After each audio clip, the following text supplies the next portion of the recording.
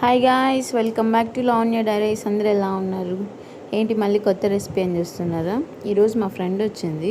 So తన కోసం evening స్నాక్లా పొంగనాలు చేద్దామని చెప్పి చేస్తున్నాను. ఈ రోజు సరిగ్గా వీడియోస్ పెట్టలేదు కదా, ఇంక నుంచి రోజు పెడతాను. డైలీ ఒక వ్లాగ్ రిలీజ్ చేస్తాను.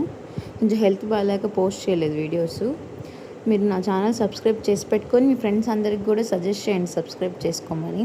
ఇంకా రెసిపీలోకి వచ్చేద్దాం. ఫస్ట్ ఒక ప్యాన్ పెట్టుకొని ప్యాన్లో ఆయిల్ వేసుకొని ఆయిల్ కొంచెం వేడెక్కాక తిరగవాతి గింజలు వేసుకొని నెక్స్ట్ ఆనియన్స్ వేసుకోవాలి. బాగా సన్నగా కట్ చేసుకున్న ఆనియన్స్ అండ్ పచ్చిమిర్చి రెండు వేసుకొని బాగా కలుపుకోవాలి. నెక్స్ట్ కొంచెం పసుపు వేసి పసుపును కూడా బాగా కలిపి తర్వాత కొంచెం సాల్ట్, మనకి ఎంత సాల్ట్ తగినంత అంత సాల్ట్ వేసుకొని కలుపుకోవాలి. అంతలోపల మనం పక్కన దోసపిండి కలిపి పెట్టుకోవాలి. సోడా పొడి దాంట్లో కొంచెం సాల్ట్ వేసి మంచిగా కలిపి పెట్టుకోవాలి. ఇంక ఇప్పుడు అక్కడ చేసింది దీంట్లో యాడ్ చేయాలి. ఇలా యాడ్ చేసుకొని కలుపుకోవాలి. మొత్తం మిక్స్ చేసుకోవాలి. బాగా మొత్తం ఆనియన్స్ పచ్చిమిర్చి అంతా మొత్తం కిందకి వెళ్ళి దోసపిండిలో మంచిగా కలిస్తే బాగా పొంగనాలు క్రిస్పీగా మంచి టేస్టీగా ఉంటాయి. సో ఇలా మొత్తం కలుపుకున్నాక నెక్స్ట్ పొంగనాలు ప్యాన్ ఉంటుంది కదా, దాన్ని పెట్టుకోవాలి.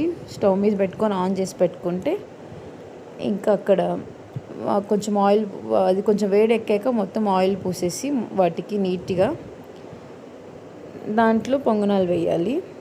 ఇక్కడ ఆయిల్ ఎందుకు పూస్తామంటే నీట్గా వచ్చేదానికి. పొంగనాలు వేసాక అట్లా డైరెక్ట్గా వేస్తే రావు కదా, సో ఆయిల్ పూసేస్తే ఇట్లా వేసుకోవాలి. నెక్స్ట్ వేసుకొని దాని మీద కొంచెం ఆయిల్ వేసి నెక్స్ట్ లిడ్తో క్లోజ్ చేయాలి. క్లోజ్ చేశాక కాసేపు సిమ్లో పెట్టుకోవాలి.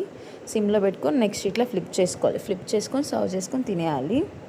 ఇలాంటి ఇంకా ఎన్నో కుకింగ్ బ్లాగ్స్ అన్నీ మేము ముందుకు తీసుకొని వస్తాను. నా ఛానల్ సబ్స్క్రైబ్ చేసి పెట్టుకోండి అందరూ. ఇంకా దీంట్లోకి ఎర్రకారం అయితే బాగుంటుంది.